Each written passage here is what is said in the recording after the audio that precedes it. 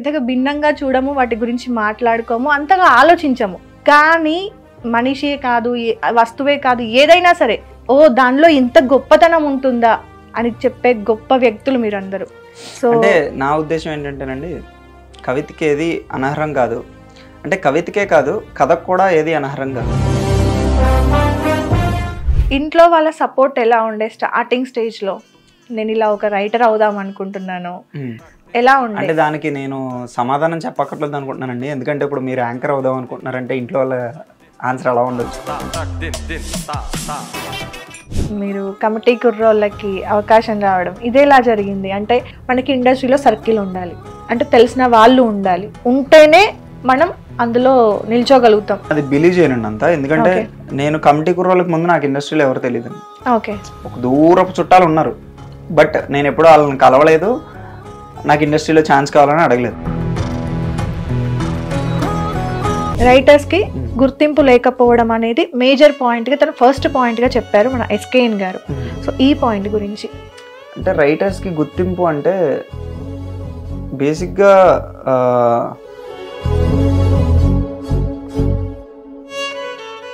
And ఒకవేళ నిజంగా కథ ఫ్లాప్ అయింది అనుకోండి, హిట్ అవ్వలేదు, అటర్ ఫ్లాప్ అయింది, రూపాయి రాలేదు, రైటర్ ఏమన్నా తిరిగి డబ్బులు ఇస్తాడా? ఇవ్వడు కదా. ఇవ్వడు. ఒక హీరో ఇచ్చిన సందర్భాలు చూసాం, డైరెక్టర్ ఇచ్చిన సందర్భాలు చూసాం, ప్రొడ్యూసర్ డిస్ట్రిబ్యూటర్కి ఇచ్చిన సందర్భాలు చూసాం. రైటర్ ఎక్కడన్నా ఇచ్చాడా? రైటర్సే డైరెక్టర్స్గా మారిపోవడానికి మెయిన్ రీజన్ ఇప్పుడు మనం ఇందాక మాట్లాడుకున్నట్టు స్టోరీని చేంజెస్ రావాలని చేంజెస్ అది ఇది అని. అంటే చేంజెస్ అని, రెమ్యునరేషన్ అని, ఈ రెండు ఫ్యాక్ట్స్ నిజాలే. ఇవి మెయిన్ థింగ్ ఏంటంటే మనం కథ రాస్తాం, ఇమాజినేషన్ ఉంటుంది మనకి. ఆ ఇమాజినేషన్ మనకు కావాల్సిన డైరెక్టర్ తీయలేకపోయాడు అనుకోండి, మనకు చాలా బాధేస్తుంది. ఇండస్ట్రీలో ఏవైనా పాలిటిక్స్ జరుగుతున్నాయా అని నేను మిమ్మల్ని అడిగితే మీరు చెప్పే బేస్ ఎక్కడ జరగవండి పాలిటిక్స్. ఓపెన్ గా చెప్పే ధైర్యం అయితే రైటర్ కు ఉంటుందని నేను అనుకుంటున్నాను. నాకైతే ఏమీ జరగలేదండి. నేను తీసింది ఒక్క సినిమా, అంటే నేను రాసింది ఒక్క సినిమాకి కంప్లీట్గా ఫుల్ ఫ్లెజ్డ్. హాయ్, హలో, నమస్తే, వెల్కమ్ టు హిట్ టీవీ. నేను మీ యాంకర్ మధు. సో ఇన్ని రోజుల పాటు నేను చేసిన ఇంటర్వ్యూస్ అన్నీ ఒక ఎత్తు అయితే ఈరోజు ఇంటర్వ్యూ మరో ఎత్తు. సో కుక్కపిల్ల, అగ్గిపుల్ల, సబ్బుబిల్ల, కవితకు ఏది కాదు అనర్హం అని మన శ్రీశ్రీ గారు చెప్పిన గొప్ప మాట. సో ఏంది సడన్గా ఇంటర్వ్యూలో ఇంట్రడక్షన్ ఇవ్వకుండా, గెస్ట్ ఎవరో చెప్పకుండా ఇట్లాంటి మాటలు మాట్లాడుతుంది ఏంది అనుకుంటున్నారా? సో ఈరోజు ఇంటర్వ్యూ ఏంటంటే ఒక రైటర్ గురించి అన్నమాట. నార్మల్గా మనం సినిమాలు చూస్తాం, సినిమా చూసి హీరో గురించి మాట్లాడుకుంటాం, హీరోయిన్తో సెల్ఫీలు దిగుతాం, డైరెక్టర్ ఎవరో తెలుసుకుంటాము, ప్రొడ్యూసర్స్ ఎవరో తెలుసుకుంటాము, ఆఖరికి అందులో ఉన్న చిన్న చిన్న యాక్టర్స్ ఎవరో కూడా తెలుసుకొని వాళ్ళతో పాటు సెల్ఫీలు దిగడము, మాట్లాడడము, వాళ్ళ కోసం లైన్లలో క్యూలు కట్టి మరీ వెయిట్ చేయడము చాలా చేస్తుంటాం. కానీ అంత పెద్ద హిట్ ఇచ్చిన రైటర్ ఎవరు? డైరెక్టరే రైటర్ అయితే అప్పుడు మనం మాట్లాడుకుంటాం, ఇంత స్క్రిప్ట్ మీకు ఎలా వచ్చింది, అసలు ఈ స్టోరీ ఎలా వచ్చింది, థాట్ ఎలా వచ్చింది అని మాట్లాడతాం. కానీ వేరే సినిమాలకు మాత్రం, అంటే ఓన్లీ రైటర్ వేరు డైరెక్టర్ వేరు ఉన్న సినిమాలకి అవి హిట్ వచ్చినా ఫ్లాప్ అయినా సరే వాళ్ళ గురించి మనం మాట్లాడుకోం. ఎప్పుడు మాట్లాడుకుంటాం? హిట్ పడలేదు అనుకున్నప్పుడు ఎవరు అసలు ఈ డైలాగ్స్ రాసింది, ఎవరు అసలు సీన్స్ డెప్త్గా రాయలేదు, సీన్స్ కరెక్ట్గా లేవు, స్టోరీ కరెక్ట్గా రాయలేదు, కనెక్షన్ లేదు, ఇలా మాట్లాడుకుంటూ అప్పుడు తిడతాం. కానీ హిట్ పడినప్పుడు అసలు వాళ్ళు ఎవరు, ఏంటి, వాళ్ళు అసలు ఎందుకు రాశారు, వాళ్ళని తెర మీదకి ఒకసారి తీసుకొద్దాము, ఇంటర్వ్యూస్లో కూర్చొని పెట్టి మాట్లాడదాం, ఇలాంటివన్నీ కూడా చాలా తక్కువ. వాళ్ళ లైఫ్ స్టోరీ కూడా డిఫరెంట్గా ఉంటుంది. నార్మల్గా ఒక చిన్న ఎగ్జాంపుల్ చెప్తా. మనం ఏదైనా ఒక సిచ్యువేషన్ని చూసే పద్ధతి నార్మల్గా ఒక వాల్ ఉంది, ఆ వాల్ని మనం చాలా నార్మల్గా చూస్తాం. కానీ అదే ఒక రైటర్, ఒక పోయెట్, వీళ్ళ గురించి ఆలోచిస్తే వాళ్ళు మనకంటే కూడా చాలా భిన్నంగా ఆలోచిస్తారు. దాన్ని అసలు అది ఎలా కట్టింది అనే ఆలోచన వరకు మాత్రమే మనం ఆగిపోతాం. కానీ వాళ్ళు దాని మీద ఒక పెయింట్ వేయొచ్చు, ఒక ఆర్ట్ క్రియేట్ చేయొచ్చు, దాని గురించి ఇలా వర్ణించవచ్చు, ఇలా రాయొచ్చు, ఇలా చెప్పొచ్చు అని చాలా రకాలుగా, అంటే మనకంటే కూడా డిఫరెంట్గా చూసే వ్యక్తులు వాళ్ళు. అలాంటి వాళ్ళు ఈ రోజుల్లో చాలా తక్కువ అవుతున్నారు. ఎందుకో తెలీదు, వాళ్ళలో ఉన్న కళని కొంతమంది చంపేసుకుంటున్నారు. సో అలాంటి వాళ్ళలో నుండి నేను కళను చనిపోకుండా నేను కాపాడుతాను అంటూ వచ్చిన వ్యక్తే ఈరోజు నా ముందు ఉన్నారనమాట. నేను ఆయన నేమ్ కూడా నేను చెప్పను, డైరెక్ట్గా ఆయన నోటితోనే అన్నీ కూడా చెప్పిస్తాను. ఒకసారి అయితే డైరెక్ట్గా మాట్లాడి అన్ని విషయాలు తెలుసుకుందాం. హలో అండి. నమస్తే, ఎలా ఉన్నారు? సో నేను చాలా బాగున్నాను. నేను ఎందుకు ఇంట్రడక్షన్లో మీ నేమ్ చెప్పలేదు అంటే, మీ నోటితో మీరే మీ ఇంట్రడక్షన్ చెప్తే అందరికీ కూడా హ్యాపీగా ఉంటుంది, నాకు కూడా హ్యాపీగా ఉంటుంది అని అందుకే చెప్పలేదు. సో ఒకసారి. నా పేరు కొండలరావు అడ్డగల్ల అండి. ఓకే. మాది ప్రాపర్ వచ్చేసి ఈస్ట్ గోదావరిలో అమలాపురం దగ్గర వాడపాలెం అనే చిన్న గ్రామం. ఓకే. ప్రజెంట్ హైదరాబాద్లోనే ఉంటున్నాను. ఇక్కడ చదువుకున్నాను. ఇక్కడే ఇప్పుడు వృత్తిపరంగా రైటర్గా ఉన్నాను. ఒక 6 పుస్తకాలు రాశాను. పబ్లికేషన్ హౌస్ ఉంది నాకు. అలానే కమిటీ కుర్రలు అనే సినిమాకి డైలాగ్ రైటర్గా చేశాను. ఓకే. కొన్ని సాంగ్స్ కూడా రాశాను. ఓకే. ఓకే. సో మన ఇంట్రడక్షన్లో నేను మాట్లాడుకున్న శ్రీశ్రీ గారి నుండి స్టార్ట్ చేద్దాము. సో అంటే ఒకప్పుడు ఆయన రాసిన ఏవైతే కొన్ని ఉన్నాయో అవన్నీ కూడా చిరస్థాయిగా నిలిచిపోయిన మాటలు. కవికి ఏది అంటే కవితకి ఏది అడ్డు కాదు. ఆయన అంటే నార్మల్గా ఒక ఇప్పుడు నార్మల్గా ఏదైనా సిచ్యువేషన్ తీసుకుంటే మేము అంత పెద్దగా భిన్నంగా చూడము, వాటి గురించి మాట్లాడుకోము, అంతగా ఆలోచించము. కానీ మనిషి అరికాలు నుండి మొదలు పెడితే తల వెంట్రుకల వరకు కూడా ఏదైనా సరే యూజ్ చేసుకొని, అది మనిషే కాదు, వస్తువే కాదు, ఏదైనా సరే ఏది యూజ్ చేసుకొని అయినా సరే దాని గురించి వర్ణించి ఓ దానిలో ఇంత గొప్పతనం ఉంటుందా అని చెప్పే గొప్ప వ్యక్తులు మీరందరూ. సో అంటే నా ఉద్దేశం ఏంటంటేనండి, కవితకి ఏది అనర్హం కాదు. అంటే కవితకే కాదు, కథకు కూడా ఏది అనర్హం కాదండి. ఇప్పుడు కథలేని రాయి మీద కూడా కథ రాయొచ్చండి. అవును. కవిత అల్లొచ్చు. ఆ కథలను రాయి శబరి అవ్వచ్చు. అవును. ఒక అందమైన ఆడపిల్ల అవ్వచ్చు. లేదంటే కొన్ని రోజులు ఓవర్ ద టైం ఆ రాయి ఒక వాటర్కి కదిలి కదిలి కదిలి ఒక శిల్పం అవ్వచ్చు. అవును. సో అలాగా దేని గురించి అయినా, ప్రకృతిలో ఉన్న పంచభూతాల మధ్య దేని గురించి అయినా మనం ఏదైనా చేయొచ్చు అనేది అంటే మనం ఆలోచించే విధానం బట్టి ఉంటుంది అది బేసిక్గా. అదే నేను చెప్పాను కదా, ఇప్పుడు నార్మల్గా ఒక వాల్ని ఎగ్జాంపుల్గా తీసుకుంటే మేమందరం దాన్ని ఎలా అంటే, అరే ఒక గోడ ఉంది, అన్ని గోడల్లానే ఇదొక గోడ, దాంట్లో పెద్ద డిఫరెన్స్ ఏముంది, దాంట్లో గొప్ప ఏముంది, సిమెంట్ వేసాడు, ఇటుకేసాడు, కలిపాడు, కట్టాడు. సో అంతే, అక్కడి వరకే మా ఆలోచన ఆగిపోద్ది. కానీ మాతో పాటు నిల్చున్న మీ ఆలోచనలు చాలా భిన్నంగా ఉంటాయి. సో దాన్ని వర్ణించిన తర్వాత కానీ మాకు అర్థం కాదు దాని గొప్పతనం ఏంటి, అది ఎలాంటిది. అంటే ఎవరన్నా రాయొచ్చు అనేది నా అభిప్రాయం అండి. అంటే ఒక కవి అనే కాదండి. సపోజ్ ఒక చిన్న ఎగ్జాంపుల్ చెప్తాను. నేను సిరివెన్నెల సీతారామ శాస్త్రి గారు ఉన్నారు. అవును.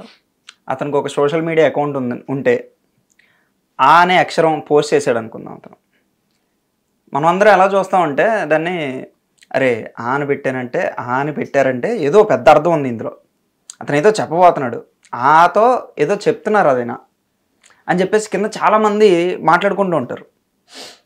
అదే మీరు నేను ఆ అని పెట్టామనుకోండి, ఏంటి ఇలా పెట్టాడు, వ్యక్తి బట్టి మాట్లాడే మాటకి విలువ ఉంటుంది. అవును. ఆ మాట్లాడే మాటకి విలువ ఉండడం అంటే అది కవిత అవ్వచ్చు, కథ అవ్వచ్చు, మరి ఏదైనా అవ్వచ్చు. ఆ మనిషి స్థాయి బట్టి, వ్యక్తి బట్టి, వాళ్ళు ఇంతకుముందు చెప్పిన మాటలు బట్టి ఉంటుంది. బట్ నాకేమనిపిస్తుంది అంటే ఎవరైనా రాయొచ్చు. అది కవి ఒక్కరే కాదు, రాయడం వల్ల కవి అయ్యడము, అంటే 10 మందికి తెలియడం వల్ల కవి అయ్యాడో లేకపోతే రచయిత అయ్యాడో ఉండొచ్చు.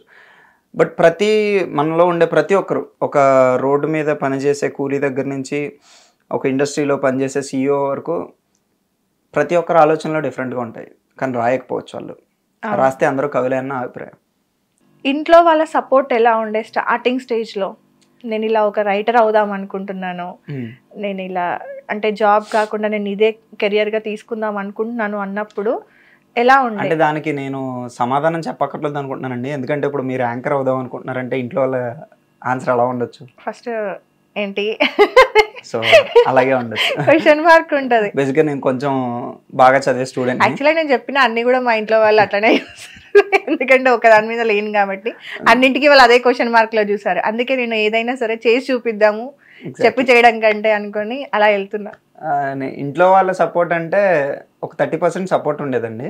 ఓకే. ఒక 70% రోజు ఫోన్ చేసి, ఎందుకు ఇవి, జాబ్ చేసుకోవచ్చు కదా, మంచిగా చదువుకున్నావు కదా, ఇలా ఉండేది.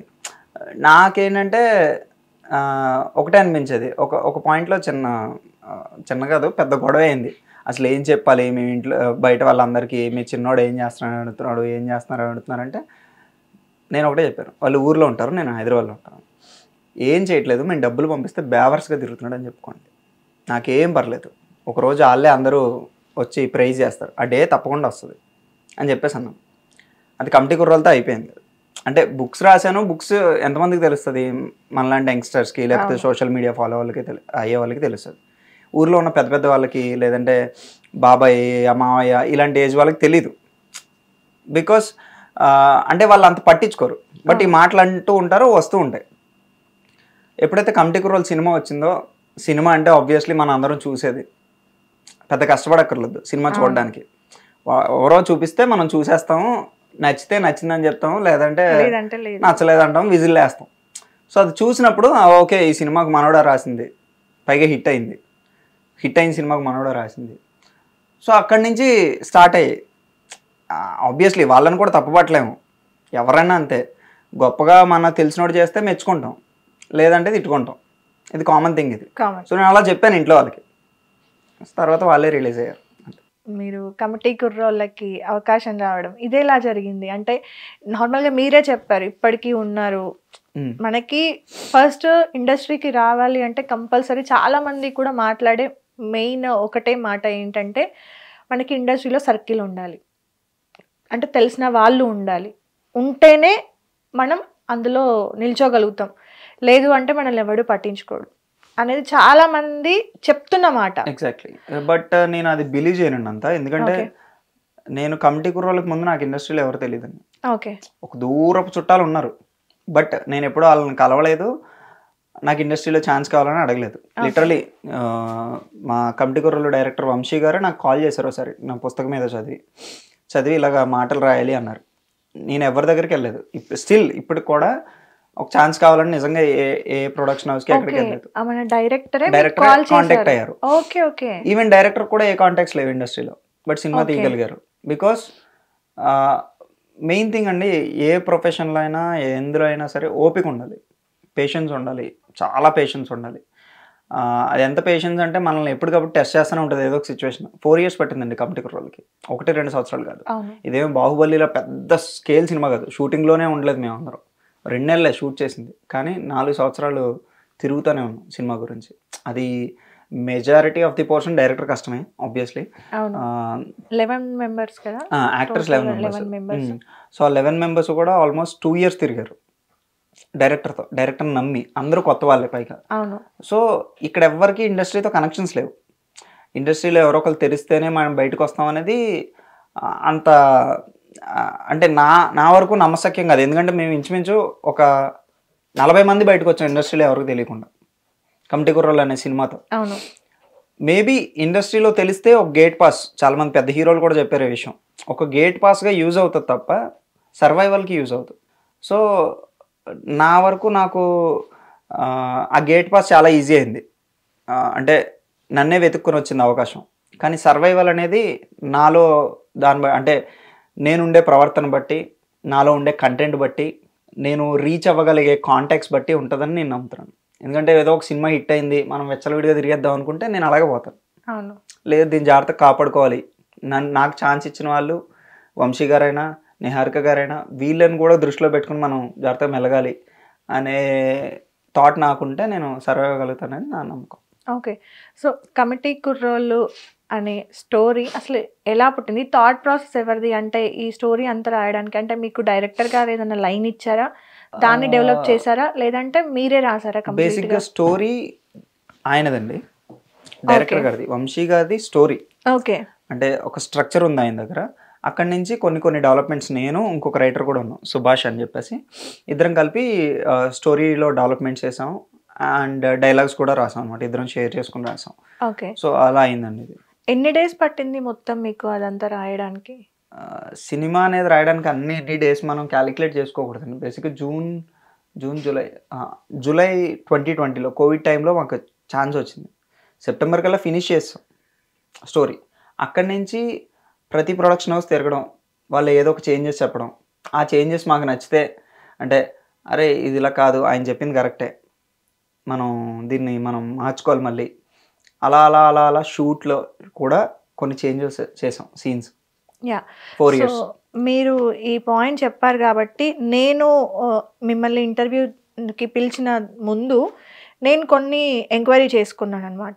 సో నేను ఫిల్టర్ చేసిన వాటిలో నాకు కొంచెం మేజర్గా అనిపించిన పాయింట్ ఏంటంటే, ఇప్పుడు మీరు చెప్పినట్టుగా ప్రొడక్షన్ హౌస్ చుట్టూ మేము తిరిగినప్పుడు చేంజెస్ చేయమన్నారని. ఇప్పుడు ఒక రైటర్గా మీరు ఒక స్టోరీని ప్రాణం పెట్టి రాస్తారు, అది ఏదైనా సరే, అది మీరు ఎంతో ఇష్టపడి దీన్ని నచ్చకుండా అయితే ఏదో రాయాలి అన్నట్టుగా అయితే ఏది రాయం మనం అసలు, అలా రాదు కూడా. కంపల్సరీ ప్రతి స్టోరీ కొత్తదే, ప్రతిదీ కూడా ఇష్టంతో ప్రాణం పెట్టే రాస్తాం, అది మనకే తెలుసు దాని వాల్యూ ఏంటి అనేది. అలాంటి స్టోరీని మీరు ఒక స్క్రీన్ మీదకి తీసుకురావాలనుకున్నప్పుడు సడన్గా డైరెక్టర్స్ కానీ ప్రొడ్యూసర్స్ దగ్గర కానీ వేరే వాళ్ళు వ్యక్తులు అవ్వడం వల్ల మీరు రాసుకున్న స్టోరీస్కి వాళ్ళు చేంజెస్ చెప్పడం వల్ల మీరు దాన్ని చెయ్యలేక, ఎట్ ద సేమ్ టైం మీరు ఓన్గా క్రియేట్ చేయలేక కొంతమంది అలా స్టోరీస్ని డ్రాప్ చేసుకున్న వాళ్ళు ఉన్నారు. ప్లస్ ఏం చేయాలో వీళ్ళకి అర్థం కాక రైటింగ్ పక్కన పెట్టి వీళ్ళే డైరెక్టర్స్గా మారిపోయారు. అలా రాయడం వల్ల కూడా చాలా స్టోరీస్ ఇంకా పెండింగ్లో పడిపోయినాయి అనమాట. సో ఇది నిజంగా మేజర్ రీజన్ కదా, ఇలాంటివి జరుగుతూ ఉంటాయి కదా. అలాంటప్పుడు మీరు ఎలా ఫీల్ అవుతారు? అంటే ఎలా ఉంటుంది అంటేనండి, ఇప్పుడు మనం కథ రాసుకున్నామండి, కథ నిజంగా మీరు అన్నట్టే ప్రాణం పెట్టి రాస్తాము, లేదంటే చాలా టైం పెట్టి రాస్తాము, ఇదంతా ఓకే. బట్ ఆ కథ ఆడియన్స్కి నచ్చేలా రాస్తామా? కొన్నిసార్లు మన ఆలోచనలో మనమే ఉండిపోయి రాయలేకపోవచ్చు. మనకిష్టం అవ్వచ్చు, అందరికీ నచ్చకపోవచ్చు. నచ్చడానికి ఇష్టానికి ఉన్న తేడాదే. ఇష్టం అనేది ఇండివిజువల్ పర్స్పెక్టివ్, నచ్చడం అనేది ఓవరాల్గా. అంటే అందరికీ నచ్చకపోవచ్చు అది. సో మనం ఒక ప్రొడ్యూసర్ దగ్గరకో, ఒక డైరెక్టర్ దగ్గరకో, లేదంటే ఒక మ్యూజిక్ డైరెక్టర్ దగ్గరకో, ఎవరి దగ్గరికైనా ఒక హీరో దగ్గరికి వెళ్ళినప్పుడు, లేదు ఆడియన్స్కి ఇలా ఉంటే బాగుంటుందేమో, ఇది చేంజ్ చేయండి అన్నప్పుడు అది నిజమే అయితే మనం చేంజ్ చేయడంలో కరెక్టే. కొన్నిసార్లు ఫోర్స్ ఉంటుంది, ఇలా కాదు, ఇది వర్కౌట్ అవ్వదు, మీరు చేంజ్ చేయాలి అంటారు, కానీ మనకు నచ్చకపోవచ్చు. బట్ కొన్నిసార్లు వాళ్ళే వర్కౌట్ అవ్వచ్చు, అంటే వాళ్ళు చెప్పిందే కరెక్ట్ అవ్వచ్చు, మనం జడ్జ్ చేయలేము. బికాస్ అల్టిమేట్గా ఆడియన్స్ అనేవాళ్ళు రియల్ జడ్జెస్. మధ్యలో ఎంతమంది వచ్చినా ఏం చేసినా, అతను ఎంత పెద్ద స్టార్ హీరో అయినా, ఎంత పెద్ద స్టార్ డైరెక్టర్ అయినా, సినిమా చూసే ఆడియనే పెద్దోడు. అవును, ఆడికి నచ్చితేనే సినిమా బాగున్నట్టు. సో అందరినీ సాటిస్ఫై చేసేయాలని కాదు, అలా అని majority of the audience satisfy అయితే సినిమా బాగున్నట్టు. సో ఇక్కడ నార్మల్గా మాట్లాడుకుంటే, ఇప్పుడు యాజ్ ఏ ఆడియన్గా కొన్నిసార్లు మీరు రాసిన పాయింట్ నచ్చొచ్చు, కొన్నిసార్లు వాళ్ళు చేంజ్ చేసిన పాయింట్ నచ్చొచ్చు. అదే 2 సార్లు ఇంకొకసారి ఆలోచించుకుంటే అసలు 2 నచ్చకపోవచ్చు. సో ఏది జరుగుతుంది అనేది అసలు మనకు తెలీదు. అలాంటప్పుడు అంటే ఈ పర్టికులర్ పాయింట్ని ఆడియన్స్ మైండ్ నుండి మనం ఇలా చేస్తే బాగుండదు, ఇలా చేస్తే బాగుండదు. ఇప్పుడు అక్కడ చెప్పేది ఒక్క మైండే, కానీ ఇక్కడ ఉన్నది లక్షల మైండ్లు బయట. సో ఎలా జడ్జ్ చేస్తారు అంటే స్టోరీ? అదే కదండి, అంటే ఇప్పుడు సక్సెస్ అవ్వడం అంటే అదే కదా. ఇప్పుడు ఎలా జడ్జ్ చేస్తారు అంటే, మెజారిటీ ఆఫ్ ది ఆడియన్స్ పల్స్ని పట్టుకుంటేనే కదా సక్సెస్. ఇప్పుడు మన తెలుగులో చాలా సినిమాలు వచ్చాయి. యానిమల్ సినిమా నచ్చుతుంది, మహానటి సావిత్రి సినిమా నచ్చుతుంది. అంటే ఆడియన్స్ ఎమోషన్, ఇక్కడ కంటెంట్ ఏంటనేది కాదు, ఆడియన్స్ ఎమోషన్స్ని మనం ఎలా క్యాప్చర్ చేయగలుగుతాం, వాళ్ళని ఎంటర్టైన్ చేస్తున్నామా, ఎమోషనల్గా చేస్తున్నామా, కమిటీ కుర్రల్లాగా నాస్టాల్జియాకి తీసుకెళ్తున్నామా. ఇప్పుడు సత్యం సుందరం అనే సినిమా వచ్చిందండి రీసెంట్గా, చాలా ఎమోషనల్ ఉంటుంది అది. దాంట్లో పెద్ద పెద్ద కమర్షియల్ ఎలిమెంట్స్ ఏమి ఉండవు. అంటే it's like commercial in the sense, ఒక ఐటమ్ సాంగ్ కానీ, ఒక ఫైట్ కానీ, భారీ డైలాగులు కానీ, ఇలాంటివి ఉండవు. బట్ అలా చూపించిన ఎమోషన్ కమర్షియల్ అని ఫీల్ అవ్వచ్చు మనం, ఎందుకంటే ఓవరాల్గా చాలా మెజారిటీ ఆఫ్ ది ఆడియన్స్కి, యంగ్స్టర్స్కి కనెక్ట్ అయింది సినిమా, వాళ్ళ యాక్టింగ్ కనెక్ట్ అయింది. సో మనం అసలు జడ్జ్ చేయలేమండి. మనకున్న మెంటాలిటీని పెడతాం, మనం కష్టపడతాం, మన స్టోరీని తీసుకెళ్ళి షూట్ చేస్తాం, దాని అవుట్పుట్ ఆడియన్స్కి వదులుతాం. అది మనం జడ్జ్ చేయకుండా అవ్వదు కొన్నిసార్లు. సో వాళ్ళు ఎలా జడ్జ్ చేశారు అనేది ఇంపార్టెంట్. శంకర్ గారు లాంటి పెద్ద పెద్ద డైరెక్టర్లు కూడా ఫ్లాప్ అయింది. అవును, చిన్న చిన్న డైరెక్టర్లు కూడా పెద్ద పెద్ద హిట్లు చేసినవి ఉన్నాయి. సో మనం చెప్పలేము అది ఎప్పటికీ కూడా. మనం ఒక థాట్ ప్రాసెస్ని తీసుకెళ్ళడమే. ఓకే, సో ఈ సిచ్యువేషన్ నుండి వచ్చిన ఇంకొక క్వశ్చన్ ఏంటంటే, ఎప్పుడైతే మన తెలుగు రైటర్స్ తక్కువ అవుతున్నారు అని చెప్పి మన ఎస్కేఎన్ గారు అండ్ సాయి రాజేష్ గారు గుర్తించి దీనికి ఏదో ఒక సొల్యూషన్ తీసుకురావాలి, కొత్త రైటర్స్కి ఆపర్చునిటీస్ ఇవ్వాలి అని చెప్పేసి వాళ్ళు అసలు ఏం జరుగుతుంది ఇండస్ట్రీలో, ఎందుకు రైటర్స్ డైరెక్టర్స్గా మారుతున్నారు, రైటర్స్ తక్కువైపోతున్నారు, కొత్త స్టోరీస్ ఎందుకు రావట్లేదు అని ఆలోచించినప్పుడు ఆయన ఫిల్టర్ చేసినవి 3 మేజర్ పాయింట్స్ ఉన్నాయి. అందులో ఒకటి వచ్చేసి రైటర్స్కి గుర్తింపు లేకపోవడం. అంటే 1 by 1 వెళ్దామా? రైటర్స్కి గుర్తింపు లేకపోవడం అనేది మేజర్ పాయింట్గా తన ఫస్ట్ పాయింట్గా చెప్పారు మన ఎస్కేఎన్ గారు. సో ఈ పాయింట్ గురించి అంటే రైటర్స్కి గుర్తింపు అంటే బేసిక్గా మన ఇంట్లో అమ్మ నాన్న ఇద్దరు కష్టపడతారండి. అవును, చాలా కష్టపడతారు. మన అన్నీ చూసుకుంటారు, మనకు కావాల్సినవన్నీ చూసుకుంటారు, అన్నీ కొనిస్తారు, అన్నీ చేసి పెడతారు. ఫైనల్గా మనం ఏమంటాం, పలానా వాళ్ళు కొడుకురా, పలానా సత్యనారాయణ రాజు గారు అబ్బాయి, పలానా రాము గారు అబ్బాయి అంటాం, కానీ అమ్మను గుర్తించాం ఎక్కువ. అర్థమైందండి? అవును, అమ్మ చాలా చేస్తుంది కానీ అమ్మను గుర్తించాం. కానీ ఒకనొక పాయింట్లో గుర్తింపు రావచ్చు. అర్థమైందండి? సో అలాగా మనకు చూపించే వాళ్ళని, మనల్ని షోకేస్ చేసే వాళ్ళని మనం ఎక్కువ గుర్తిస్తాం. ఒక హీరో సినిమా పరంగా, ఒక హీరోయిన్, ఒక డైరెక్టర్, ఇలాగా. అలా అని వీళ్ళు చేయలేదా, అమ్మ పని చేయలేదా ఎక్కువ అంటే, రైటర్ పని చేయలేదా ఎక్కువ అంటే, రైటర్ కష్టం రైటర్ కొట్టదు. సో గుర్తించే వాళ్ళు గుర్తించాలి. అక్కడ అమ్మని ఎవరు గుర్తించాలి? నాన్న గుర్తించాలి. మా ఆవిడ చేసింది కాబట్టి నా కొడుకు ఎంత అయ్యాడు, అవును, లేకపోతే ఆడెక్కడ అంతలా అవ్వగలడు అని చెప్పేసి. సో ఇండస్ట్రీ వాళ్ళే గుర్తించాలి. అది ఫస్ట్, ఆడియన్స్ కాదు. మీకు సినిమా రాసింది ఎవరు అనేది ఆడియన్స్ కంటే ముందు ఇండస్ట్రీ వాళ్ళు చెప్పగలగాలి. ఒక డైరెక్టర్ బలంగా చెప్పగలగాలి, మా రైటర్ ఉన్నాడు కాబట్టి అని. ఒక హీరో చెప్పగలగాలి, ఇన్ని డైలాగులు నా నోటి నుంచి వచ్చాయంటే మా రైటర్ చెప్పాడు. సో అలా ఫస్ట్ ఇంట్లో వాళ్ళు చెప్తే తర్వాత బయట వాళ్ళకి అర్థమవుతుంది. సో అలా అక్కడ సో ఇండస్ట్రీ వాళ్ళ నుండే ఇది అంటే ఇండస్ట్రీ ఇన్ ద సెన్స్ ఒక సినిమా టీమ్, అదే టోటల్ గా ఓవరాల్ గా సినిమా ఇండస్ట్రీ నుండి ఫస్ట్ గుర్తింపు రావాలి, తరువాతే ఆడియన్స్ మనల్ని గుర్తుపడతారు. నా వరకు నా అభిప్రాయం, నేను జనరలైజ్ చేసే ఇది లేదు మీ అభిప్రాయం అయినా సరే, ఇది యాక్చువల్గా జనరల్ ఫ్యాక్ట్. ఇది ఫ్యాక్ట్ అదే, కానీ చెప్పే ధైర్యం ఉండాలి అందరికీ కూడా. సో సెకండ్ పాయింట్ వచ్చేసి రెమ్యునరేషన్ తక్కువ ఉండడం వల్ల, కథకు తగినట్టుగా వాళ్ళకి అమౌంట్ అనేది రాకపోవడం. ప్రొడక్షన్ హౌస్ బట్టి ఉంటుందండి, ఒక్కొక్క ప్రొడక్షన్ హౌస్ ఒకలా ఉంటుంది, మనం మాట్లాడుకునే దాన్ని బట్టి ఉంటుంది.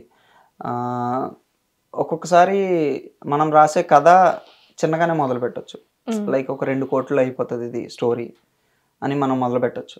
బట్ ఆ 2 కోట్లు అయిపోతుంది అనే దాంతో మనం ఒక అగ్రిమెంట్ చేసుకుంటాం. తీరా చూస్తే ఒక 6-7 కోట్లు కథ అవుతుంది. 6-7 కోట్ల కథ 100 కోట్లు తీసుకురావచ్చు. సో అది ప్రొడక్షన్ బట్టి ఉంటుంది. మనకు 100 కోట్లు ఇచ్చాడు కదా ఈ రైటర్ అంటే రైటర్ పార్ట్ కూడా ఉంటుంది కదా, సో వాడికి ఎంతో కొంత ఇద్దాము అనేది ప్రొడక్షన్ హౌస్ బట్టి ఉంటుంది. అండ్ ఒకవేళ నిజంగా కథ ఫ్లాప్ అయింది అనుకోండి, హిట్ అవ్వలేదు, అటర్ ఫ్లాప్ అయింది, రూపాయి రాలేదు, రైటర్ ఏమన్నా తిరిగి డబ్బులు ఇస్తాడా? ఇవ్వడు కదా. ఒక హీరో ఇచ్చిన సందర్భాలు చూసాం, డైరెక్టర్ ఇచ్చిన సందర్భాలు చూసాం, ప్రొడ్యూసర్ డిస్ట్రిబ్యూటర్కి ఇచ్చిన సందర్భాలు చూసాం. రైటర్ ఎక్కడన్నా ఇచ్చాడా? కానీ రైటర్ కి ఎగ్జాక్ట్లీ హీరోకి ఇచ్చినంత రైటర్ కి ఇచ్చినప్పుడు రైటర్స్ కూడా ధైర్యం చేసేది. ఎగ్జాక్ట్లీ నేను అదే అంటుంది. హీరోకి ఇచ్చినంత రైటర్కి ఎందుకు ఇస్తారు? ఇవ్వకూడదు. అలాగా అది కరెక్ట్ కాదు. Because hero should maintain many things. అంటే నేను రైటర్కి సపోర్ట్ అని కాదు ఇక్కడ, ప్రాపర్గా అంటే ఒక ఫ్యాక్ట్ మాట్లాడాలి అంటే హీరో చాలా మెయింటైన్ చేయాలి. తన బాడీ నుంచి, తన స్కిన్ టోన్ నుంచి, చుట్టూ ఉండే మేనేజర్స్ నుంచి చాలా మెయింటైన్ చేయగలగాలి. రైటర్ ఫ్యామిలీని ఎవరు చూసుకోవాలి? ఫ్యామిలీస్ ఎప్పుడు ఎవరికైనా ఉంటాయండి. ఇప్పుడు మీరు అన్న పాయింట్లో లెట్ మీ కంప్లీట్. ఒక రైటర్ ఇవ్వలేడు అలాగే ఒక రైటర్ అంత ఇవ్వరు. అది ప్రొడక్షన్ బట్టి ఉంటుంది. ఇప్పుడు చిన్న కథ రాసినప్పుడు నీకు రెమ్యునరేషన్ ఎంత ఇస్తాం అనేది ఒప్పుకునేదాన్ని బట్టి ఉంటుంది. వీడు ఒప్పుకోకుండా అయితే ఉండదు కదా. Okay okay. సో నేను కథ ఇవ్వనండి, నేను ఖాళీగా ఉంటాను, నేను కథ ఇవ్వను, నేను అంటే ఈ డబ్బులు నాకు సెట్ అవ్వవు అనేది వాడి ఒపీనియన్, ఇండివిజువల్ ఒపీనియన్. అర్థమైందండి? ఒక హీరో ఉన్నాడు సపోజ్, పెద్ద హీరో, స్టార్ హీరో, లేకపోతే ఒక చిన్న హీరో, నేను చెయ్యను అంటాడు. నాకు నష్టం ఏంటి, నేను చెయ్యను అనుకున్నప్పుడు వాళ్ళలో ఉండాలి ధైర్యం. ధైర్యం లేక నా కుటుంబాన్ని ఇప్పుడు ఎలా పోషించుకోవాలి, సర్లే 2 లక్షలకు రాసేద్దాం, 1,00,000కి రాసేద్దాం, 50,000 ఇచ్చినా పర్లేదు అనేది వీడి మెంటాలిటీ కదా.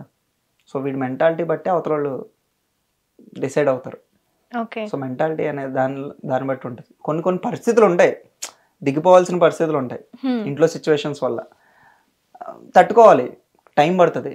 మనం ఒక డిమాండింగ్ పొజిషన్కి వెళ్తాం తట్టుకుంటేనే, అప్పుడు మనం డిమాండ్ చేయొచ్చు. ఓకే, నిజంగా రైటర్స్కి డిమాండింగ్ పొజిషన్ అనేది ఇప్పుడు ఇండస్ట్రీలో నడుస్తుందా అండి? ఎందుకుంటుందండి, ఇప్పుడు త్రివిక్రమ్ గారు ఉన్నారు, గొప్ప రైటర్, గొప్ప డైరెక్టర్. నాకు కథకి ఎంత కావాలండి, నేను అప్పుడే పని చేస్తాను అంటే ఎవరంటారా? సో అంటే రైటర్సే డైరెక్టర్స్గా మారిపోవడానికి మెయిన్ రీజన్ ఇప్పుడు మనం ఇందాక మాట్లాడుకున్నట్టు స్టోరీని చేంజెస్ రావాలని చెప్పేసి అది ఇది అని, అంటే చేంజెస్ అని, రెమ్యునరేషన్ అని, ఈ రెండు ఫ్యాక్ట్స్ నిజాలేవి. చేంజెస్ చెప్పినందుకు డైరెక్టర్ అయిపోతారు, లేదంటే రెమ్యునరేషన్ తక్కువ ఇచ్చిన డైరెక్టర్ అవుతారు. ఇవన్నీ 100%లో 10% ఉంటాయి. మెయిన్ థింగ్ ఏంటంటే మనం ఒక కథ రాస్తాం, ఒక ఇమాజినేషన్ ఉంటుంది మనకి. ఆ ఇమాజినేషన్ మనకు కావాల్సిన డైరెక్టర్ తీయలేకపోయాడు అనుకోండి, మనకు చాలా బాధ వేస్తుంది. అర్థమైందండి? సో మన కొడుకుని ఎవరో పెంచుతున్నట్టు మనం పెంచకుండా అక్కడ. సో అక్కడ ఏమనిపిస్తుంది అంటే, అరే నేనే డైరెక్టర్ అయితే నా కథను ఇంకా బాగా తీసుకోవాలి. లైక్ యానిమల్ సినిమా తీసుకుంటే అంత రాగా తీయడం ఆయనకే అయింది, అది వేరే వాళ్ళు. ఎగ్జాక్ట్లీ. సో అదొక థింగ్. సెకండ్ థింగ్ అంటే, ఎవరికన్నా ఆప్టిమిస్టిక్ ఉంటారండి, ఆశావాదులే ఉంటారు మనిషిలో. నేను ఇది చేశాను, నెక్స్ట్ ఇది చేయగలగాలి, నన్ను ప్రూవ్ చేసుకోవాలి, ఇంకొంచెం స్థాయికి ఎదగాలి అనేది ఉంటుంది కదా. మీరే అన్నారు ఫస్ట్ డైరెక్టర్ కనిపిస్తాడండి, తర్వాత రైటర్ కనిపిస్తాడు అని. సో డైరెక్టర్ అయితే నేను కనిపిస్తాను కదా, జనాలకు తెలుస్తాను కదా అనేది ఒకటి ఉంటుంది. వెనక నుంచి మనం చెప్పొచ్చు, నాకు రెమ్యునరేషన్ తక్కువ వస్తుంది, లేకపోతే నా స్టోరీలో చేంజెస్ ఏమన్నారు అందుకే నేను డైరెక్టర్. బట్ అవి మేజర్ థింగ్స్ కాదని నాకు అనిపిస్తుంది. మన కథని మనమే అద్భుతంగా చూపించగలం, లేదంటే మనం కొంచెం స్థాయికి ఎదగాలంటే డైరెక్టర్ అయితే మనం మంచి స్థాయికి వెళ్ళగలం. సో డైరెక్టర్ అయిపోయాను, ఫుల్ఫిల్ అయిపోయింది, నాకు కావాల్సిన డబ్బు వచ్చింది, ఇప్పుడు ఏం చేయాలి? ప్రొడక్షన్. సో ఇలా మనిషి డిఫరెంట్ థాట్స్ ఉంటాయి, ఆ థాట్స్ బట్టి వాళ్ళు వెళ్ళే మార్గం బట్టి ఉంటుంది. ఇలాంటి దానిలోనే లైక్ ఒక ఎగ్జాంపుల్ మాట్లాడుకుంటే అర్జున్ రెడ్డి మూవీ. సో అర్జున్ రెడ్డి మూవీకి మన విజయ్ దేవరకొండ కంటే ముందు శర్వానంద్ గారిని అనుకోవడం జరిగింది అని చెప్పేసి విన్నాం అనమాట. సో అర్జున్ రెడ్డిలో ఉన్న కొన్ని సీన్స్ ఆయన మాత్రమే చేయగలిగారు, విజయ్ దేవరకొండ గారు మాత్రమే చేయగలిగారు. స్టార్టింగ్ సీన్స్ కానీ కొన్ని టాయిలెట్ వర్క్స్ కూడా అలాంటి సీన్స్ కొన్ని ఆయన మాత్రమే చేయగలిగారు. తర్వాత హిట్ పడిన తర్వాత తను హీరో గారు అదే మన శర్వానంద్ గారు వచ్చి మాట్లాడడం జరిగిందంట, ఇది ఆయన మాత్రమే చేయగలిగాడు, కొన్ని సీన్లు ఏవైతే ఉన్నాయో మూవీలో అవి నేను చేయలేకపోతుండే, అవి నేను చేయకపోవడం వల్ల మనకి మీకు నాకు ఉన్న బాండింగ్ వల్లనో లేదంటే కొంచెం నేను చెయ్యను ఇవి అని చెప్పడం వల్లనో ఆ సీన్ అక్కడ కట్ చేసేవాళ్ళు, సినిమాకి ప్రాణం ఉండేది కాదు అప్పుడు. ఆ సీన్లే అక్కడ సినిమాలో హైలైట్. సో ఒకవేళ నేను చేసి ఉంటే డెఫినెట్గా ఇవి ఉండేవి కాదు. మీరు తీసుకున్న డిసిషన్ అంటే నేను చెయ్యను అని చెప్పకపోవడం, అంటే తన వర్క్స్ వల్ల సడన్గా ఇంకో హీరో రావడం చేయడం కూడా అంటే అక్కడ రైటర్ని కాపాడినట్టు యాక్చువల్గా. అంటే తన ఏదైతే రాసుకున్నాడో అది బ్రతికింది అక్కడ. బికాస్ అంటే ఇప్పుడు అదేండి మీరు అన్నది నిజమే, అది శర్వానంద్ గారి వల్ల అవ్వచ్చు, లేదంటే సందీప్ రెడ్డి వంగ గారి వల్ల అవ్వచ్చు. ఇప్పుడు నిజంగా శర్వానంద్ ఒప్పుకున్నారండి సినిమాకి చేస్తానని, నాకు ఇదే సీన్ కావాలి, నువ్వు చేస్తావా చేయవా అని నిజంగా అన్నారు అనుకోండి, ఆ గట్స్ ఆయనకు ఉన్నాయి, అందరికీ ఉండకపోవచ్చు. సందీప్ గారికి ఉన్నాయి ఆ గట్స్, ఏమో తప్పకుండా చేయాల్సి వద్దేమో. శర్వానంద్ గారు ఏంటి, పవన్ కళ్యాణ్ గారు ఏంటి, మహేష్ బాబు గారు అయినా చేయొచ్చు, చెప్పలేము మనం. ఇప్పుడు స్పిరిట్ అనే సినిమా తీస్తున్నారు ప్రభాస్ గారితో, ప్రభాస్ గారు నిజంగా పెద్ద హీరో, ఏమో దాంట్లో ఎలాంటి సీన్స్ ఉంటాయి మనం చెప్పలేము. సో వాళ్ళిద్దరికి ఉండే అండర్స్టాండింగ్ బట్టి ఉంటుంది అది. అదే ఎండ్ ఆఫ్ ది డే ఆ డైరెక్టర్ కి ప్లస్ హీరోకి స్టోరీ మీద నమ్మకం బట్టి. కానీ తీసేసిన అంటే రాసిన కథ వేరు, ఒకవేళ వాళ్ళిద్దరు అండర్స్టాండింగ్ వల్ల పాపం జరిగేది కూడా ఇక్కడ రైటర్కే కదా, అంటే తన చేంజెసే కదా జరిగేది. సో వీటన్నింటి వల్ల. ఓకే, థర్డ్ పాయింట్కి వస్తే, ఫస్ట్ పాయింట్ వచ్చేసి మనం మాట్లాడుకుంది గుర్తింపు లేకపోవడం, సెకండ్ పాయింట్ వచ్చేసి రెమ్యునరేషన్ లేకపోవడం, థర్డ్ పాయింట్ వచ్చేసి కొత్త స్టోరీస్ని ఇండస్ట్రీలో ఎంకరేజ్ చేయకపోవడం. సో ఈ థర్డ్ పాయింట్ మాట్లాడారు. అంటే అదే ఇప్పుడు మనం అనుకున్నట్టుగా కొత్త స్టోరీస్, నేను ఒక కథ తీసుకొస్తానండి, నేను ఒక కొత్త రైటర్ని, నాకు ఎందుకు ఛాన్స్ ఇవ్వాలి డైరెక్టర్గా అనేది ఆలోచిస్తారు ఫస్ట్. అవును.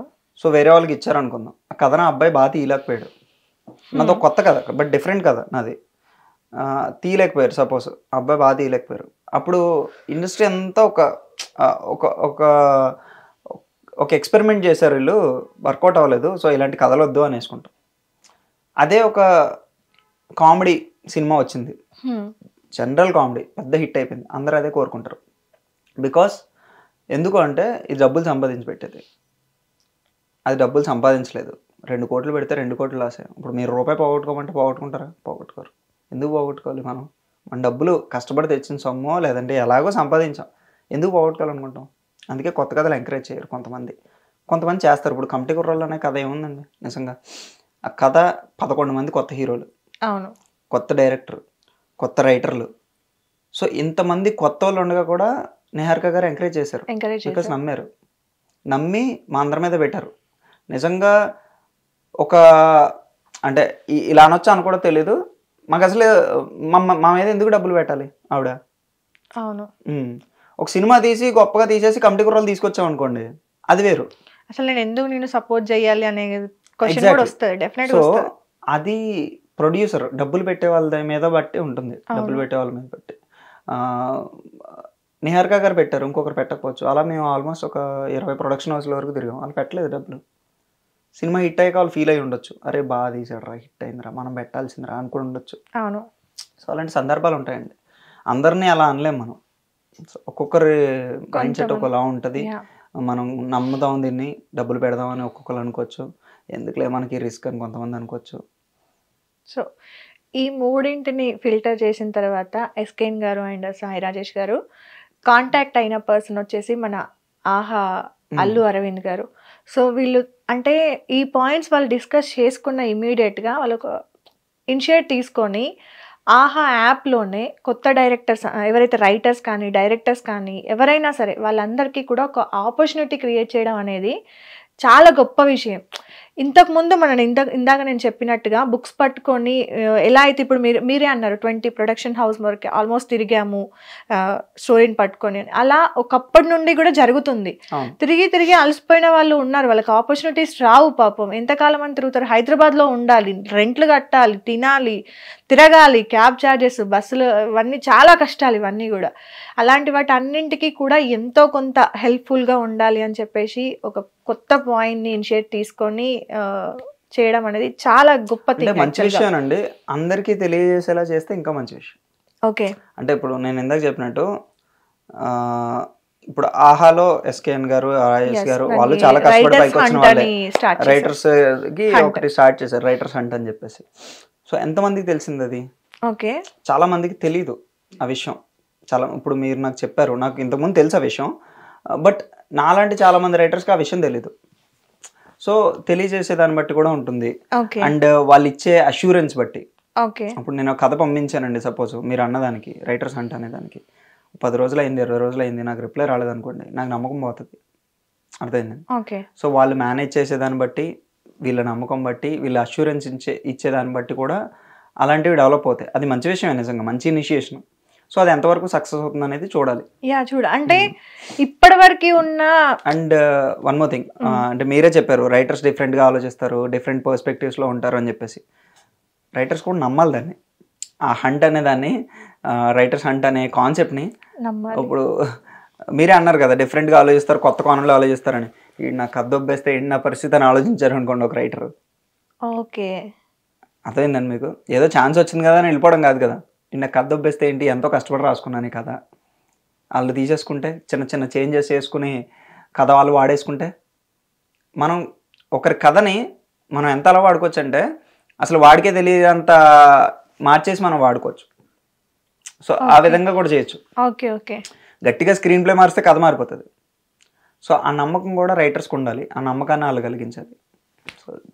ఓకే, సో వాళ్ళు చెప్పింది కూడా అదే, మేము ఒక 3 లైన్స్ ఇస్తాము, అంటే 3 జోనర్స్ ఇస్తాము. సో దానికి సంబంధించిన స్టోరీ మీరు రాసి పంపిస్తే దానిలో నుండి ఎవరైతే మా టీమ్స్ ఉంటారో వాళ్ళు ఫిల్టర్ చేసి డైరెక్ట్గా నెక్స్ట్ మీటింగ్ వచ్చేసి మేమే కూర్చొని మా ముందు కథ చెప్పమని చెప్తాము.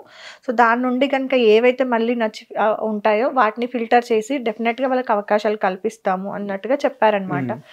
సో అంటే ఈ పాయింట్లో మీరు చెప్పిన దానిలో ఎంత వాస్తవం ఉందో, వాళ్ళు అవకాశం కల్పించాలి అనేది వాళ్ళ మేజర్ పాయింట్, ఇంటెన్షన్ అది. కానీ దీనిలో నుండి కూడా నెగిటివ్ తీసుకుంటున్నారు అంటే లాస్ అయ్యేది ఎవరు? అదేనండి, వాళ్ళు ఇచ్చే అష్యూరెన్స్ బట్టి వీళ్ళు నెగిటివా పాజిటివ్ అనేది ఉంటుంది.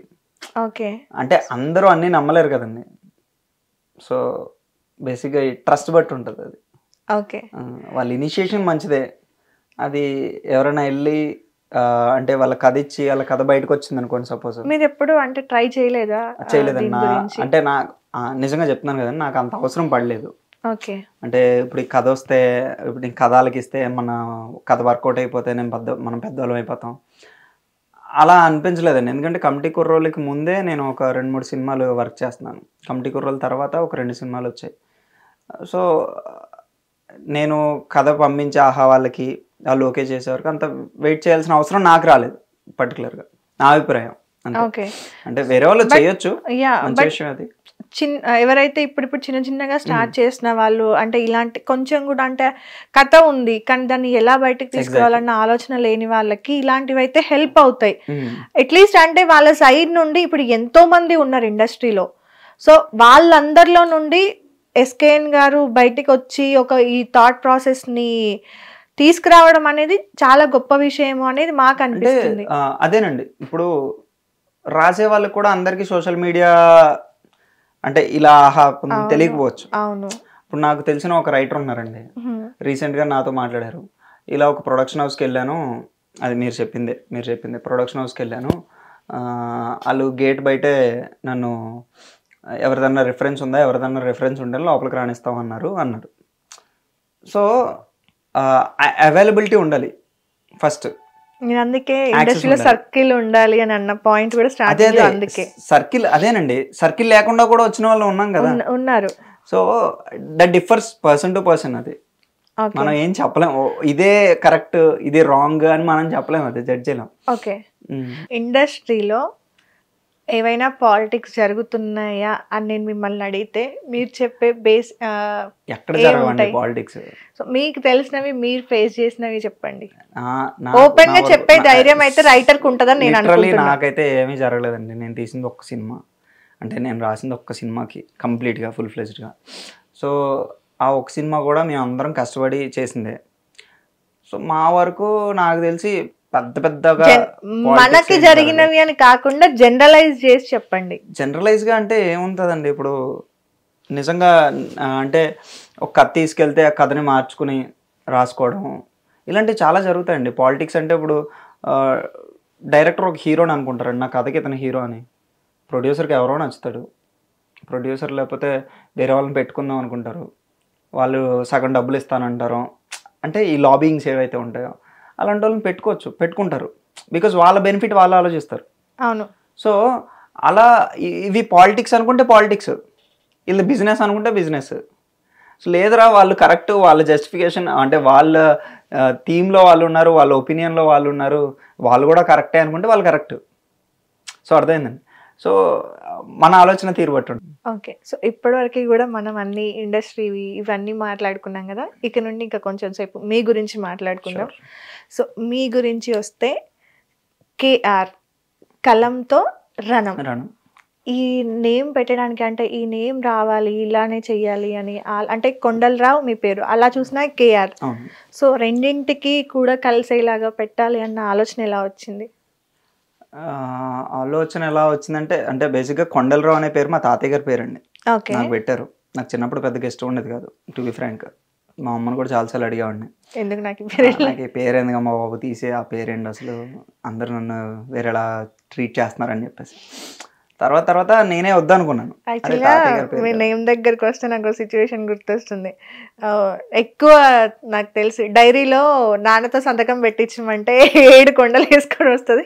ఏం పేరు అంటే 7 కొండలు మా నాన్న పేరు అన్నట్టుగా. సో మీ పేరు కూడా కొండలరావు. ఓకే. సో అలాగా అంటే అలా వచ్చిన పేరు నాది. సో నాకే అనిపించింది ఒక పాయింట్లో, ఎందుకు ఈ పేరు తీసడం, తాతయ్య మంచి వ్యక్తి, సో ఊర్లో పెద్ద, సర్లే ఉంచుకుందాం అని చెప్పేసి అనుకున్నాను. అది when it comes to books నాకు బాగా యూజ్ అయింది నిజంగా పేరు. అంటే అందరూ ఒక 22 సంవత్సరాలు అప్పుడు పుస్తకం రాశాను నేను. అరే ఒక 22 అబ్బాయి పుస్తకం రాశాడంటే ఏం రాసుంటాడు తొక్క అనుకుంటారు. పేరు చూసినప్పుడు కొండలరావు పెద్దవాడు రాశాడేమో చదువుదాం అని చెప్పేసి ఈ థాట్ ప్రాసెస్లో నా పుస్తకాన్ని కొన్న వాళ్ళు చాలా మంది ఉన్నారు. మొదటి పుస్తకాన్ని తాతయ్య పేరు ఎలా యూజ్ అయింది, సో అలా యూజ్ అయింది. ఈవెన్ ఒక లైబ్రరీకి వెళ్తే, నేను హైదరాబాద్ లైబ్రరీలో సెంట్రల్ లైబ్రరీలో ఒక పెద్ద ఆవిడ అప్పటికే ఒక 20 బుక్స్ రాశారు ఆవిడ. పుస్తకం తీసి చదువుతూ నన్ను అడిగారు, ఈ పుస్తకం ఏంటమ్మా మీ తాతయ్య గారు రాసిందా అని. లేదండి నేనే రాశాను అన్నాను. ఆవిడ వెంటనే లేచి వీల్ చైర్ కాదు, ఇట్స్ లైక్ అంటే సరిగా నడవలేరు ఆవిడ, ఆ ఏజ్ ఆల్మోస్ట్ 70. వెంటనే ఆవిడ లేచి నన్ను హగ్ చేసుకుని అద్భుతంగా రాసావమ్మా అన్నారు. That is the best compliment అనమాట నాకు. సో అలా నాకు ఆ పేరు చాలా ఉపయోగపడింది. సో ఆ థాట్ ప్రాసెస్లో అందరూ నీ పెన్ నేమ్ ఏంటి, నీ పెన్కు ఒక నేమ్ ఉండాలి కదా అన్నప్పుడు నాకు అనిపించింది కేఆర్ అని పెట్టుకుంటే చాలు కదా. ఓకే. సో కేఆర్ అంటే ఏంటి, మళ్ళీ కొండలరావు అని కాకుండా మనం చేసేది ఏంటి, పెన్తోనే. పొద్దున్న లేస్తే పెన్తోనే యుద్ధం చేయాలి. సో అదే పెట్టుకుంటే బెటర్ కదా, కలంతో రణం అని పెడితే బెటర్ కదా. ఆ పెన్నుతో యుద్ధం చేస్తేనే కదా మనకు మాటలు బయటికి వచ్చాయి. సో మీ బుక్లో నుండి రాసిన ఆ స్టోరీ గురించి మనం మాట్లాడుకుంటున్నాం కదా. సో ఆ స్టోరీలో నిజంగా అంటే చాలా కనెక్ట్ అయిన పాయింట్స్ ఉన్నాయి. సేమియా ఐస్ క్రీమ్ అయి ఉండొచ్చు, లేదంటే నార్మల్గా ఏదైనా బుడక గురించి అయి ఉండొచ్చు. అంటే మనం ఆలోచిస్తాం నిజంగానే ఆ టైంలో. ఇప్పుడు నేను కూడా ఆ స్టోరీ చదివినప్పుడు నా పర్సనల్ లైఫ్లోకి వెళ్ళిపోయా. నేను చిన్నప్పుడు ఫీల్ అయ్యా, అరే ఈరోజు మన దగ్గర డబ్బులు ఉంటే బాగుండు, నేను అది కొనుక్కునేదాన్ని కదా. స్కూల్కి వెళ్ళినప్పుడు మనకంటే మంచి బ్యాగ్ వాళ్ళు కొనుక్కుంటారు. అరే మా నాన్నకు నిజంగా డబ్బులు ఉండుంటే ఆ బ్యాగ్ నేను కొనుక్కునేదాన్ని కదా, దానికంటే కొంచెం బెటర్ బ్యాగ్ కొనుక్కునేదాన్ని కదా. నేను ఎందుకు అసలు మిడిల్ క్లాస్ ఫ్యామిలీలో పుట్టినా, నేను ఎందుకు పూర్ ఫ్యామిలీలోనే పుట్టించాలన్న దేవుడు ఎందుకు నన్ను దేవుడు ఇక్కడ పడేసిండు, ఫస్ట్ దేవుని తిట్టాలనే దగ్గర నుండి స్టార్ట్ అయితే ఎందుకు నన్ను ఇక్కడ వేసాడు. అలా అంటే ఏజ్ పెరుగుతున్నా కొద్దీ ఒక్కొక్క సిచ్యువేషన్లో మనం ఒక్కొక్కటి ఎక్స్పెక్ట్ చేస్తా పోతాం. దాన్ని ప్రతిదీ కూడా మనం పక్కన వాటితోనే కంపేర్ చేస్తాం. అలా డబ్బు ఓకే అయిపోయింది, తర్వాత వచ్చేది పలుకుబడి. సో డబ్బుకి పలుకుబడికి డిఫరెన్స్. మీరు రాసిన 3 పేజెస్లో కూడా ఒక మనిషి లైఫ్ స్టోరీ మొత్తం ఉండింది. ఇన్ని అక్షరాల్లోనే ఇంత లైఫ్. మనం అంటాం అసలు మనిషి లైఫ్ అనేది ఎంత ఏంటి అనేది మనం కొలమానం ఉండదు, దానికి మనం కొలవలేం దాన్ని. అసలు అది ఎప్పుడు స్టార్ట్ అయిద్దో ఎప్పుడు ఎండ్ అయిద్దో జీవిస్తున్న వాడికి తెలీదు. అలాంటి దాన్ని ఒక 3 పేజెస్లో కంప్లీట్గా ఎక్స్ప్లెయిన్ చేశారు. చాలా హ్యాపీ అనిపించింది ఒక్కసారి. అంటే ఒక సిచ్యువేషన్ అండి, ఇప్పుడు ఎవ్రీ సిచ్యువేషన్లో లైఫ్ చూడొచ్చండి. అవును. ఇప్పుడు అలా చేసాము ఆ కథని. సో అదే కథను ఇంకోలా చెప్తాను నేను.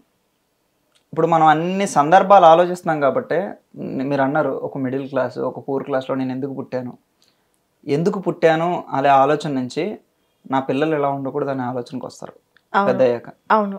సో మనం కష్టపడాలి, మనం బాగా సంపాదించాలి, మనం మంచి పేరు తెచ్చుకోవాలి, మన పిల్లలకి మన బ్రతుకు రాకూడదు అనేది ఒక కథ, అనేది ఒక జీవితం. సో ఇలా ఎందుకు పుట్టానా అనే దగ్గర నుంచి అసలు ఎందుకు పుట్టాను, ఇలా కాకుండా ఇంకోలా పుట్టాల్సింది అనేది ఒక కథ అయితే, నేను ఇలా పుట్టాను కదా నా పిల్లల్ని ఇలా చూసుకోకూడదు అనేది ఇంకో కథ. ఎగ్జాక్ట్లీ. మీరు నాకు ఇప్పుడు అర్థమవుతుంది, చదివిన దానికంటే అప్పుడు కూడా ఇప్పుడు నాకు అర్థమైంది. ఫస్ట్ మనం ఎందుకు పుట్టాము, మనం ఇలా ఉండకూడదు అనేది ఫస్ట్ స్టోరీ అయితే, సెకండ్ స్టోరీలో వాళ్ళిద్దరినే తీసుకుందాం. మీరు చెప్పిన స్టోరీలో ఆ ముసలి వాళ్ళిద్దరు ఏదైతే మన హెడ్ మాస్టర్ అండ్ ప్యూన్ ఉన్నారో వాళ్ళే పెరిగి పెద్ద అయ్యి వాళ్ళ మనవళ్ళు వచ్చిన తర్వాత అరే ఇలా ఉండకూడదు కదా, అసలు వీళ్ళు మనం పెరిగిన జనరేషన్స్ ఏంటి, అసలు మనం పెరిగిన వాతావరణం ఏంటి, ఇప్పుడు వీళ్ళు ఉంటుంది ఏంటి అంటే అప్డేటెడ్. వాళ్ళక్కడ జనరల్గా ఆరు బయట కూర్చొని ముచ్చట్లు పెడుతూ అలా పెరిగిన వాళ్ళు సడన్గా వీళ్ళ జనరేషన్కి వచ్చేసరికి మన వాళ్ళని చూసేసరికి ఫోన్లు మొత్తం సోషల్ మీడియా ఫోన్స్, అరే ఇలా కాదు కదా లైఫ్ అని చెప్పేసి మళ్ళీ దాని నుండి ఇక్కడికి అప్డేట్. మళ్ళీ దీని నుండి నాకు ఆ ఫైనల్ స్టోరీ మీరు చెప్పింది, మనిషి అంటే ఒక మనిషిని ఇష్టపడిన తర్వాత తను చనిపోయిన విషయం కూడా తనకి తెలియదు. అలా 3 స్టోరీస్ అంటే ఒకదాని నుండి ఒకటి పుట్టుకొచ్చాయి, బట్ అర్థం కాదు. 3 డిఫరెంట్ స్టోరీస్ కానీ లింక్ మళ్ళీ ఒకటే, మూలం ఒకటే. నిజంగా అంటే ఆలోచిస్తుంటే ఎంత లింక్ ఉంది వీటన్నింటికి, కానీ తెలీదు. నేను చదివినప్పుడు కూడా 3 డిఫరెంట్ స్టోరీస్ కదా అనుకున్నా. ఇప్పుడు మీరు మాట్లాడుతుంటే నాకు అది కనెక్ట్ అయింది. అచ్చా 3 జనరేషన్స్ లా అంటే 3 సిచ్యువేషన్స్ లైఫ్ లో పుట్టినప్పుడు. అందులో ఒక 25 కథలు ఉంటాయండి. ఓకే, 25 కథలు అని చెప్పేసి దాంట్లో ఉంటుంది. సో అవన్నీ కూడా 25 సిచ్యువేషన్స్ అండి. ఒక తల్లి కొడుకు ఉంటారు, ఒక తండ్రి కూతురు ఉంటారు, వాళ్ళ డిఫరెంట్ ఎమోషన్స్ ఉంటాయి, డిఫరెంట్ సిచ్యువేషన్స్ ఉంటాయి. సో ప్రతి సిచ్యువేషన్లో కొంతమంది ఫైట్ చేసిన విధానం ఉంటుంది, ఒక్కొక్క క్యారెక్టర్ ఎమోషన్ అయిన విధానం ఉంటుంది, ఒక క్యారెక్టర్ వాళ్ళ తండ్రిని అర్థం చేసుకుని బాగా అయిన విధానం ఉంటుంది. అంటే నేనేం చెప్పాలనుకున్నా అంటే సొసైటీలో జరిగే ఎలిమెంట్స్, ఇప్పుడు కరెంట్ సొసైటీలో ఉన్న ఎలిమెంట్స్ ఆల్మోస్ట్ అన్నీ కూడా, ఎక్సెప్ట్ ఒక 3-4 ఇన్సిడెంట్స్ తప్ప మిగతావన్నీ కూడా కరెంట్ సొసైటీలో ఉన్నవి. నా నుండి నేను ఏదో ఒకటి చెప్పాలి అని, ఇక్కడ నేను మార్చేద్దామని కాదండి. మనిషి ఎప్పుడు ఎవడో మారడండి. మారాలనుకుంటే నేను ఒకటి నమ్ముతాను, మారాలనుకుంటే నిజంగా భగవద్గీత, మహాభారతం లేకపోతే రామాయణం చదివినప్పుడు మారిపోవచ్చు. మనిషి ఎప్పుడు మారడు, కానీ తనలో తనకి మారాలి అనిపిస్తుంది. ఆ మారాలనుకున్నప్పుడు మన మాటలు ఉపయోగపడతాయి. అవును, ఎగ్జాక్ట్లీ. ఇప్పుడు మనం ఏదైనా సజెషన్ ఇస్తామండి మన తమ్ముళ్ళకో చెల్లెలకో, సజెషన్ ఇచ్చినప్పుడు వాళ్ళకి ఎక్కదు. వాళ్ళు అనుకుంటారు అరే ఏం చేయాలో ఇప్పుడు తెలియట్లేదు అనుకున్నప్పుడు మన సజెషన్ యూజ్ అవ్వచ్చు. సో పుస్తకాలు అనేవి అందుకే. Yes, exactly. సో ఈ 6 పుస్తకాల్లో మీకు బాగా అంటే గుర్తింపు తీసుకొచ్చింది, నాకు ఇది హెల్ప్ అయింది కొంచెం అనేది ఏదైనా ఉందా ఈ 6 గుర్తింపు హెల్ప్ అని కాదు కానండి, నాకు ఇష్టమైన పుస్తకం సిరాయి చెప్పులు. ఆ పుస్తకం నేను తీసుకురాలేదు ఇప్పుడు. సిరాయి చెప్పులు అనే బుక్, దాన్ని ఎండమూరి గారు విడుదల చేశారు. అవునవును, ఎండమూరి గారు బుక్ మీద చేశారు కదా, విడుదల చేశారు. అండ్ ఫార్వర్డ్ కూడా ఆయన ఇచ్చారు, అంటే ముందు మాట ఆయన ఇచ్చారు అనమాట పుస్తకానికి. సిరాయి చెప్పులు నాకు చాలా ఇష్టమైన పుస్తకం. ఇంకా అన్ని అంటే మన బాడీలో ఏ పార్ట్ నచ్చిందంటే ఏం చెప్తాం కానీ అదే మీ అంటే నార్మల్గా మనం బుక్ ఎప్పుడైనా సరే ఇలా ఉంటే, ఇప్పుడు ఫర్ ఎగ్జాంపుల్ ఈ బుక్ ఉంది, ఈ బుక్ని ఓపెన్ చేసి చూస్తే ఏముందిలే, కళాకథలు కొండలరావు అడగల్ల ఇది ఉంది పేరు, పైన కేఆర్ అని ఉంది, అంతే. ఓపెన్ చేసి చదివేస్తాం తప్ప ఈ పేజ్ గురించి అసలు దీని గురించి ఎవరు మాట్లాడుకోరు, ఎవరు ఆలోచించరు. ఇప్పుడు మీరే ఉన్నారు కదా అరవింద్ గారు, ఇప్పుడు నార్మల్గా ఈ బుక్ నేను మీకు ఇస్తాను, ఓకే, మీరు ఏం చేస్తారు జనరల్గా? ఓపెన్ చేసి చదివేస్తాం, ఏముందిలే అని ఫస్ట్ కొన్ని పేజెస్ చేసి చదివేస్తాం. కానీ ఎవ్వరు కూడా అంటే మన జనరల్ మనుషులు ఎవ్వరు కూడా కొంచెం అంటే కొంతమంది ఉంటారు, ఇంకొంతమంది కూడా అసలు ఇదేంటి అనేది ఎవరు ఆలోచించరు. ఈ 2 పేజెస్ ఏవైతే ఉన్నాయో పైన, ఇవి వీటన్నింటికి ఆధారం, కానీ వీటిని కాపాడే ఇదేంటి అనేది ఎవ్వరూ ఆలోచించరు. దీని వెనకాల కూడా మీనింగ్ ఉంది. ఒకసారి ఈ మీనింగ్ మీరే చెప్పండి. అంటే నేను ఎలా రాసుకున్నానంటే అండి, అది కథలు ఇప్పుడు 25 కథలు రాశాను. అవును, ఆ 25 కథలు కూడా మన చుట్టూ జరిగేవే. కళ కథలు అని ఎందుకు పెట్టానంటే, కళ అంటే ఒక art, it's not right dream కాదు, అది ఇట్స్ ఒక ఆర్ట్. రైటింగ్ అనేది ఒక ఆర్ట్. ఆ రైటింగ్ అనే ఆర్టే కథలు రాస్తే ఎలా ఉంటుంది అనేది టైటిల్ యొక్క భావం. నెక్స్ట్ కవర్ పేజ్ వచ్చేసి మన చుట్టూ కథలన్నీ కూడా కథలన్నీ కూడా పంచభూతాల మధ్య జరుగుతాయి. అవును, అంతకుమించి దాటవు. సో ఎక్కడికి వెళ్ళినా పంచభూతాలు ఉంటాయి. సో నేను ఆ పుస్తకంలో పంచభూతాలను పెట్టాను అనమాట. పంచభూతాలు ఉంటాయి. ఒక రైటర్ కూర్చుని ఒక చెట్టు కింద రాస్తాడు. ఇది ఒక ఊరు దగ్గర ఒక బ్రిడ్జ్ ఇది. సో అక్కడ గోదావరి నది, సూర్యుడు వెళ్తున్నాడు, చెట్టు, గాలి, భూమి ఉంది, అంటే ఆకాశం, అవన్నీ ఇంకా సో అన్ని ఇలా ఉంటాయి. ఈ పంచభూతాల్లోనే ఏ కథ అయినా జరుగుతుంది అనేది నా భావం. సో దీంతో నార్మల్గా కంపేర్ చేసినప్పుడు అంటే ఏదైతే ఇప్పుడు ఈ టోటల్ లోపల ఉన్న పేజెస్ అన్నింటికి ప్రాణం అంటే ఇచ్చేది, కాపాడేది ఇది పైన ఉన్న కవర్. సో దీనికి ఎప్పుడు వాల్యూ ఉండదు. వాల్యూ అని కాదు, గుర్తింపు ఆలోచించాం మనం అసలు, అంటే చాలా మంది ఆలోచించరు. సో దీంతో కంపేర్ చేస్తే అన్ని అలాగే ఉంటాయండి. మీరు మాట్లాడిన ఏదైతే మనం ఇందాక ఒక ఎగ్జాంపుల్ మీరు చెప్పారో, ఇంట్లో ఎప్పుడు కూడా అమ్మకి గుర్తింపు రాదు. సో అంటే కంపేర్ చేస్తే ఎప్పుడైనా అంతే, ప్రతి సిచ్యువేషన్ లో మనం మెయిన్ దాన్ని మర్చిపోతాం. ఎగ్జాక్ట్లీ, రూట్ ని మర్చిపోతాం. నిజంగా అండి, చెట్టుని ఇష్టపడతాం మనం. అవును, కింద ఏంటి ఉండేది? రూట్, బలమైన రూట్. ఆ మూలం లేకపోతే చెట్టే లేదు. సో ఆ రూట్ ని మనం పట్టించుకోం బేసిక్ గా. సో అలాంటిది ఏదైనా సరే, ఎనీ సిచ్యువేషన్, ప్రతి బుక్ కి కూడా డెఫినెట్ గా దాని వెనకాల ఒక అర్థం ఉంది కదా. బ్రతుకెరిగిన బాటసారి. సో లైక్ ఇది దీనికి ఒక బ్యాక్ స్టోరీ ఉందండి. బేసిక్గా ఏంటంటే, నేను 3 books ఒక సిరీస్లో రాశానండి. ఓకే. వాస్తవికం, సిరాయి చప్పుళ్ళు, బ్రతికెరిగిన బాటసారి. ఓకే. వాస్తవికం అనే పుస్తకంలో ఎవరైతే పెద్ద ఆయన ఉన్నారో ఆ తాత, లెట్ మీ షో, ఇది నా ఫస్ట్ బుక్ దండి. వాస్తవికం ఒక 70 ఏళ్ళు ఉన్న ముసలాయన తన జీవితాన్ని అంతా చూస్తాడు. జీవితాన్ని అంతా చూసి ఇలా కాదు, రిటైర్ అయిపోయాం కదా, ఇంకా ప్రపంచాన్ని చూద్దామని చెప్పేసి ఒక ఖాళీ సంచి పట్టుకుని బయలుదేరుతాడు. ఓకే. బయలుదేరి జరిగే వాస్తవాలన్నీ చెప్పుకుంటూ పోతాడు ఒక పుస్తకంలో. నేను అది చూశాను, నేను ఇది చూశాను అని చెప్పేసి కవిత్వ రూపంలో చెప్తా ఉంటాడు. అది కోపమో, ఎమోషన్, అంటే రకరకాల ఎమోషన్స్, కోపం అవ్వచ్చు, ద్వేషం అవ్వచ్చు, బాధ అవ్వచ్చు, అన్నీ చెప్పుకుంటూ వెళ్తాడు అనమాట. ఒక దగ్గర స్ట్రక్ అయిపోతాడు. ఇదేంటి ఇలా ఉంది వరల్డ్, నేను బ్రతికింది ఏంటి, నేను చూస్తున్నది ఏంటి, ఇప్పుడు ఇన్నాళ్ళు నేను ఒక లూప్లో ఉండిపోయినా, అంటే నా ఇల్లు నా ప్రపంచం అనుకున్నాను, కానీ ప్రపంచం వేరు అని చెప్పి ఒక దగ్గర స్ట్రక్ అయిపోతే, అలాగే ప్యారలల్ వరల్డ్లో ఒక ఇంక్ బాటిల్ స్ట్రక్ అయిపోతుంది. నన్ను ఎవరు రాయట్లేదు, నన్ను ఎవరు పట్టించుకోవట్లేదు అని చెప్పేసి అలా ఒక ఇంకు పడుతుంది ఒక బాటిల్లోంచి. అది సిరాయి చప్పుళ్ళు. ఆ ఇంకు పడి ఆ బాటిల్లోంచి అడుగులు, ఇది చిన్నప్పుడు, ఇది యుక్త వయసులో, ఇది పెద్ద అయ్యాక, ఆ పెద్ద అయ్యాక అడుగులే ఈ ముసలైనవి. సో తను చాలా చూస్తాడనమాట. ఆ ప్రపంచం అంతా తిరిగినప్పుడు ఈ పెద్ద అడుగుల్లో చెట్లు, అడవి, ఇవన్నీ అంటే ఆ కవర్ పేజ్ చూస్తే మీకు క్లియర్గా తెలుస్తాయి. సో అక్కడ అగ్రెసివ్గా ఉంటాయి పోయిమ్స్ అన్ని. మీ కలర్ టోన్ కూడా ఇది ప్రశాంతంగా ఉంటుంది, ఇది కొంచెం అగ్రెసివ్గా ఉంటుంది. సో ఈ రెండింటిని మిక్స్ చేసింది ఇది. ఆ రెండింటికి మిక్స్డ్ కలర్. బ్రతికెరిగిన బాటసారి. సో ఇతను వెళ్ళి ఒక దగ్గర స్ట్రక్ అయ్యి మళ్ళీ ఇంకో పుస్తకం రాసి ప్రపంచాన్ని మనం వేరే కోణంలో చూడాలి, అప్పుడు మనకి ఇంకా బాగా అర్థం అవుతుంది అనుకుని తిరిగి వస్తాడు. సో వెళ్ళేటప్పుడు సంచిలా పట్టుకుని వెళ్తాడు, ఖాళీ సంచి. వచ్చేటప్పుడు భుజాన్ని వేసుకుని వస్తాడు. నేను చాలా బాధ్యతలు, ఎమోషన్స్ మోసుకొస్తున్నాను మీకు చెప్పడానికి, నేను కొంచెం చూశాను ప్రపంచాన్ని అని చెప్పేసి బ్రతికెరిగిన బాటసారి. సో ఈ 2 books ఇతని చేతిలో ఉంటాయి. ఈ సెకండ్ బుక్ లో కనిపించిన అడుగులు ఉంటాయి. అలా నడుచుకుంటూ వస్తాయి. దట్స్ దీని వెనకాల ఇంత స్టోరీ ఉంది. నార్మల్గా ఇంకా ఇంటర్వ్యూలో అన్ని క్వశ్చన్స్ కూడా అయిపోయినాయి. పర్సనల్గా ఇది మీ గురించే. నార్మల్గా మనం మాట్లాడుకుంటున్నప్పుడు ఎవరైనా ఎక్కువ మాట్లాడినా, కొంచెం ఎక్కువ సోది చెప్పినట్టుగా చెప్పిందే చెప్పడము, లేదా కొంచెం నీతి మాటలు చెప్పడం, మీరు ఇందాక అన్నట్టుగా ఏదైనా సజెషన్స్ ఇవ్వడం అన్నట్టు బోర్ అనిపిస్తుంది నిజంగా. అంటే కొంతమంది ఫీల్ అవుతూ ఉంటారు, కవులతోని రచయితలతో కూర్చుంటే లైఫ్ బోరింగ్ ఉంటుందేమో, ఎందుకంటే వీళ్ళు ఎప్పుడు వాళ్ళ ప్రపంచంలోనే ఉంటారు, మనతో కలవరు, అలా ఉంటారు. నిజంగా అంటే మీ లైఫ్లో అమ్మాయిలు ఎంతమంది ప్రపోజ్ చేసి ఉంటారు ఇప్పటి వరకు?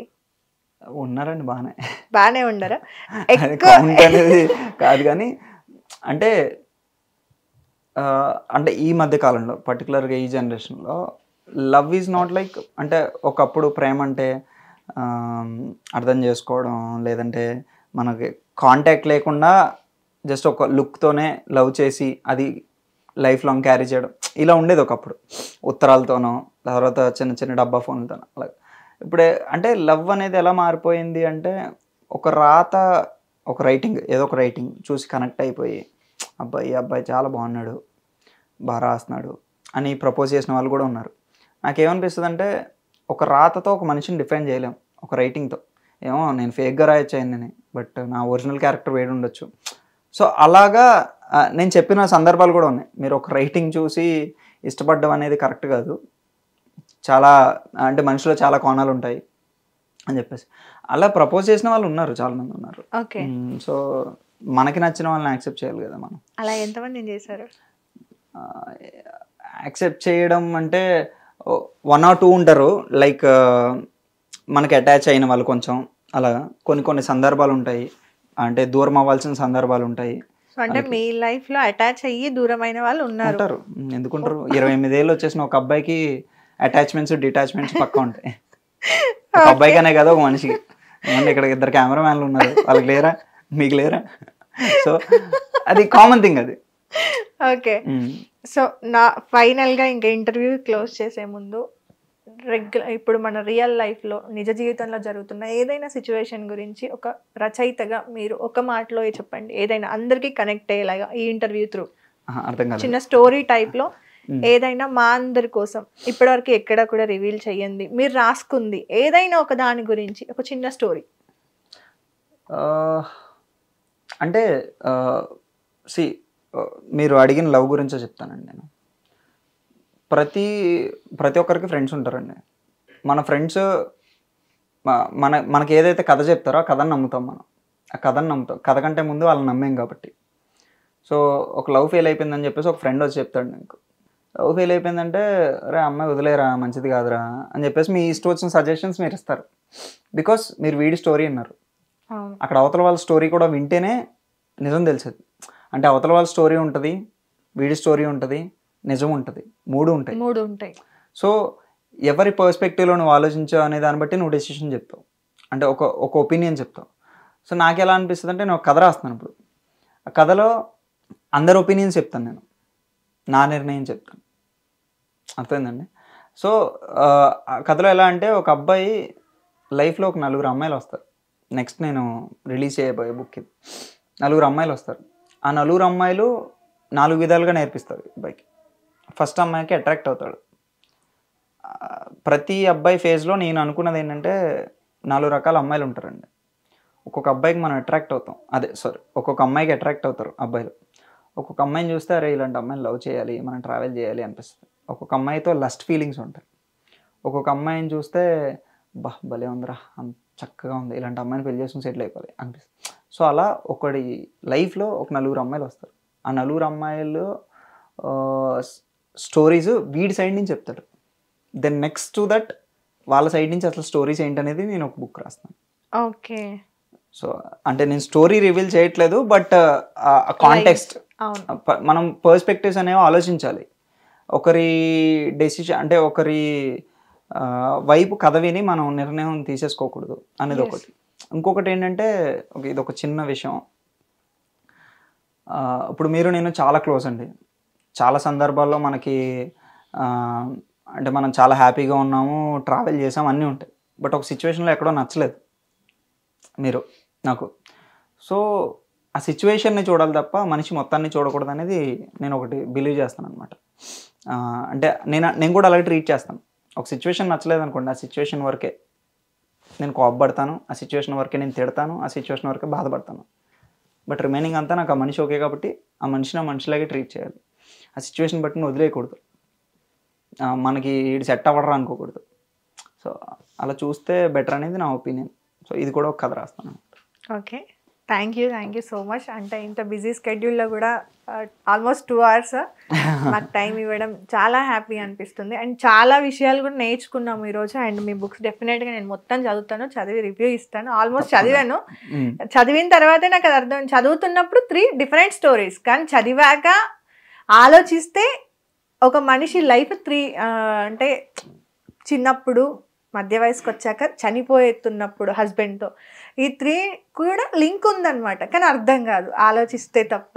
సో అంత డెప్త్ మీనింగ్స్ ఉన్నాయి మీ స్టోరీస్లో. ఇంకా మంచి మంచి స్టోరీస్ మా అందరి కోసం రాయాలి, ఇంకా చాలా బుక్స్ పబ్లిష్ చేయాలి. అండ్ కొత్తగా ఎవరైనా వచ్చినా కూడా వాళ్ళని కూడా మీరు ఎంకరేజ్ చేయాలి.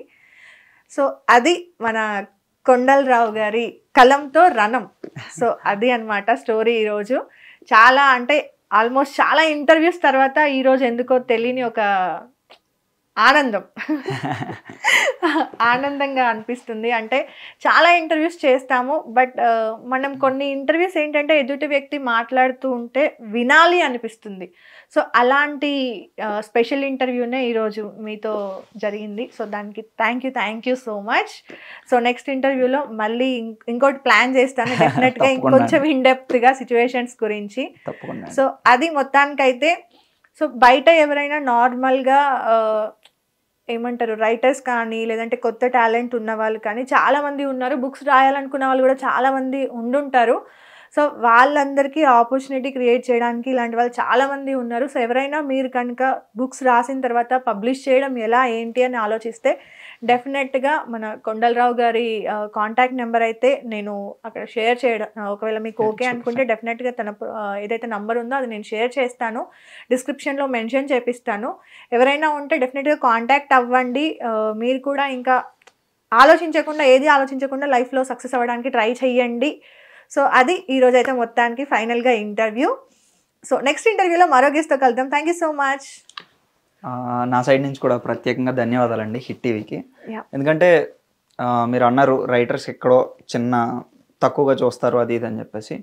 సో అలా రైటర్స్ని తక్కువగా చూసే సిచ్యువేషన్స్ ఉన్నప్పుడు ఒక రైటర్ని ఇంటర్వ్యూ చేద్దాం, ఒక రైటర్ని పిలుద్దాం ఇంటర్వ్యూకి, మన ఛానల్లో కొంచెం సమయాన్ని, కొద్దిపాటి సమయాన్ని ఒక రైటర్ కూడా ఇద్దాం అనే మీ ఆలోచనకి ప్రత్యేకంగా ధన్యవాదాలు. అలాగే ఎంతసేపు కూర్చోబెట్టి కెమెరామెన్స్ చాలా కష్టపడి వాళ్ళ కెమెరాని చూస్తూ ఎక్కడ కూడా ఏది మిస్ అవ్వకుండా వాళ్ళ పనిని వాళ్ళు చేస్తూ ఒక రైటర్ కేటాయించినందుకు వాళ్ళకు కూడా ప్రత్యేక ధన్యవాదాలు. మీ ఛానల్ కూడా థ్యాంక్ యూ సో మచ్ అండి. హిట్ టీవీ యాప్ ని డౌన్లోడ్ చేసుకోండి. ఇందులో short news, live news, entertainment movies అన్ని అవైలబుల్ గా ఉన్నాయి. Please download hit TV app. Hit TV app ని ఫ్రీగా డౌన్లోడ్ చేసుకోండి.